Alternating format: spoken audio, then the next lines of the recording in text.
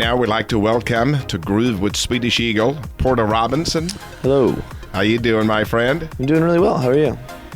Congratulations on Language. Yeah, thanks very much. It's my first #1 overall chart on Beatport, and that's something I've been aspiring to for like 2 years now. And this morning, I woke up and and all my fans were really excited for me. You know, they knew before I did. They were all like writing me on Twitter, and I was so thrilled. I had a big smile on my face the whole morning. Yeah, very good. Good for you, my friend. That's awesome. So who's the girl singing on there? It's Heather Bright. She's done songs with Zed, and we're actually right here in Zed's studio.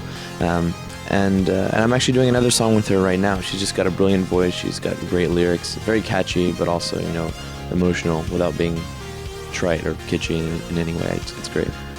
Zed's got an impressive place. It looks nice in here.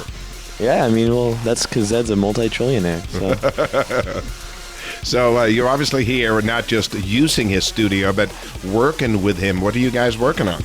We're working on a long overdue collaboration that's, you know, one part soulful, one part funky, one part beautiful. And the funny thing is we worked on it for 3 or 4 days, and we still don't even have even a beat section. You know, it's all breakdowns. It's all soft, melodic stuff thus far.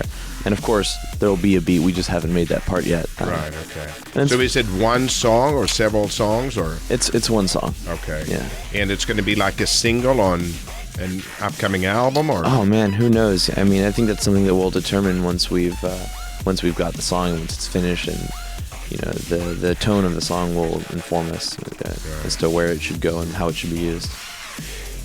So you've been in the EDM scene for a couple of years? Well, I mean, in one way, I've been in the EDM scene for like 8 years, but truly, I've been in it for 2 years. I mean, I haven't been seriously involved, but I've been an electronic music fan since I was 12, which is 7 years now. But I've only been known for a very, very short amount of time. Still so young, so successful at an early age. That's amazing. Congratulations again. Yeah, thanks very much. It's you know, I mean, there's always a risk when you achieve any degree of success at a young age of several things. If, you know, being a flash in the pan, or you know, getting the wrong mentality, and it's, you know, it's stuff I try to stay wary of. But mostly, I think it's a very fortunate, very, you know, beautiful thing to be able to live out my dreams at my age. I love it. I love every second of it. Yeah, that's awesome. So what first got you into EDM music? My older brother was quite into video games, and he still is, and I played him too. And one day he brought home this Japanese dancing video game called Dance Dance Revolution. It's like in arcades, and there's like 4 arrows, and you jump around and stomp on the arrows. And I loved that game. I was very passionate about it, and it had a score of Japanese crazy Euro techno, Euro dance, Eurobeat music, and I loved it. And I did more research on it, and I wanted to make it. And I mean, I guess all the technicalities with all the softwares I've used since age 12 is not nearly as interesting as that. But that was my introduction. Oh, okay. And then what came first? Were you a producer first or a DJ first? Oh, I'm glad you asked. That's an important distinction in my view. I was a producer first, like, for sure. I wrote music for like 6 years before I even knew what a DJ did. I'd never seen a DJ. I'd never heard a DJ. I didn't care. I was not interested. I just wanted to write the electronic music because that's the only music I've ever really liked, you know. But I learned to DJ kind of out of necessity, and now I love it.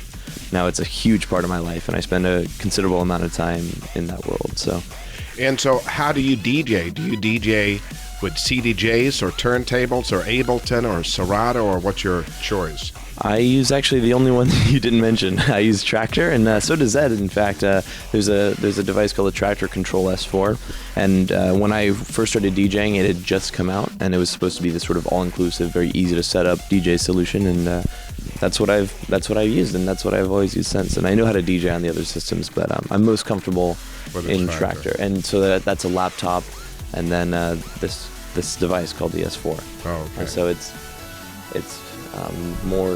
it's closer to Serato or Ableton than it is to CDs, but it's kind of in between, you know. Right. And you did a remix for Lady Gaga. How did you feel when that call came in?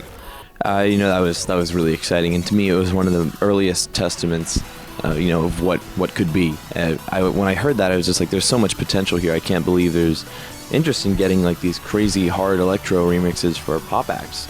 And if I would have known where pop music would have gone since then, my mind would have been blown. I would have had no. This was like 7 months ago, and it's gone so far even since then. But I was very excited, and I was thrilled to give my take on that song. I mean, I think, not to be too long-winded, but when you're remixing a pop act, there's a risk of being, of having people roll their eyes at you, but I think she's among the classiest of acts, and I took the remix in a very strange, sort of weird, creepy direction to sort of as a credibility move, and in the end, I think it was a success. A lot of DJs play that song. I played it myself, so thank you very much. Cool. I appreciate that. Perfect, thank you. So that's remixing. Now you're in the studio with Zed working on a song between the two of you guys. What about the Porter Robinson artist album?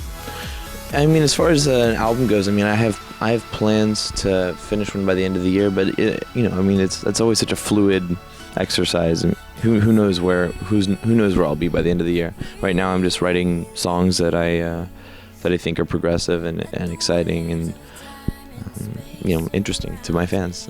Do you have a follow-up to Language planned out already? I think it seems like almost a very sort of clinical thing to like plan. Like, this would be an appropriate follow-up for a song because it sounds like this. My hope is just to make a song that stands on its own and is independently good. I don't know what will come out next, but I have some music prepared. But I see it as an entirely unique, unrelated to Language thing. Language stands on its own, and hopefully the next song does too. Right.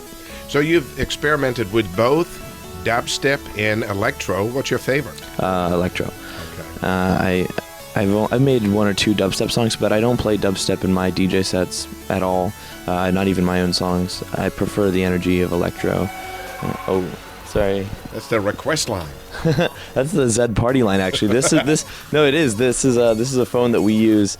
We open it up to fans, and then they call in, and we just mess with them and have fun. So that's the party line there. The world famous. All right. Any girls calling? Oh man, tons. Sometimes we skip past the guys, but. All right. And you toured with Tiesto and with Skrillex. Yes. How was it opening up for those guys? That's pretty big shows. Yeah, they were massive, and I think part of the reason those tours were so useful for me is it informed me on how to play to a crowd that's just inconceivable in scope and scale, just bigger than you can imagine. The numbers in the thousands. I hadn't done that to that point, obviously. The way that an upcoming DJ gets that experience is by opening for bigger acts. But their crowds couldn't have been more different in some ways. I mean, Skrillex's crowd prefers the violent, aggressive type of music, and Tiesto's crowd wants to hear something more commercial and more sort of emotional. It was good. But beyond that very pragmatic side of it, those guys are among the coolest. They're such a pleasure to be with all the time, and they're fun to party with. And there's a reason they're famous. Their personalities are just massive. Right, and they're big fans of you too. Yeah, they like my music, and I'm grateful for it. Yeah, you're from Chapel Hill, North Carolina. That's right. What's the EDM scene like there? I've never seen a DJ in Chapel Hill. I've never played there. It's just my home base, and but it seems weird, but I think it does connect to that. I didn't see DJs growing up as like a 14-year-old. There were none in North Carolina, and now I think it's starting to happen. Last time I came back to Chapel Hill, some people were like, "Oh my God, you should play at my rave. I'm having one in Chapel Hill." And I was like, "There's no way." It's a small university town in the middle of the country.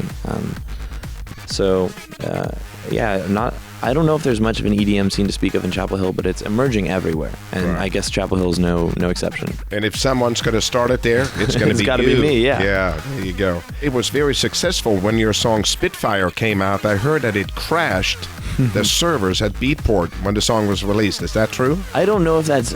I can't confirm that 100%, but I can tell you this.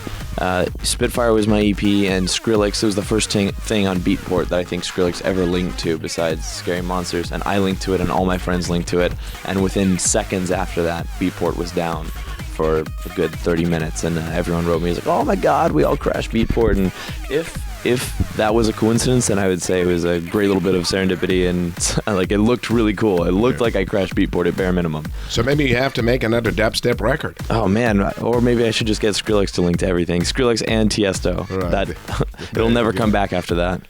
Okay. And how long do you think it's going to be before we can see the fruits of your labor with Zed? Oh man, that's a good question. I'm wondering how soon it'll be that we can see the fruits of it, because we still haven't finished the song, and it's been a challenge. There's been some frustrating moments, but we'll get there. We will, and it's going to be really cool. And I think it'll be a very successful record. I feel really confident in what we've written thus far. Sounds good. Can't wait to hear it. Yeah, me too. All right, we'll look for it on Facebook and Twitter. In the meantime, thank you very much, Porter Robinson. You're awesome. Thank you so much. Thank you. Thanks for having me.